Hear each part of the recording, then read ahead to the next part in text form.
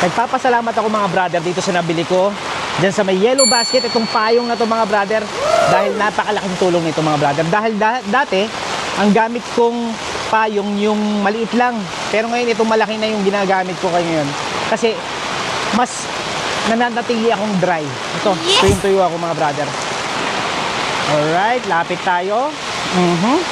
O, diba? Dapat pag nagpo-promote ka ng product, i-testing mo sa ulan. Hindi po pwede yung show off lang. Ganun. So, ito mga brother, oh. Kulay yellow. Meron din kulay red at saka meron din kulay blue. So, mamimili ka na lang dyan sa may yellow basket. Buy one, take one to mga brother, ha. Yung isa kasi nasa misis ko na ginagamit niya na. And, napakaganda nito. Tapos ito, mga brother, kung makikita niyo yung mga kalansay niya, ito, yung skeleton niya, makikita mo talagang matibay siya mga brother. Alright?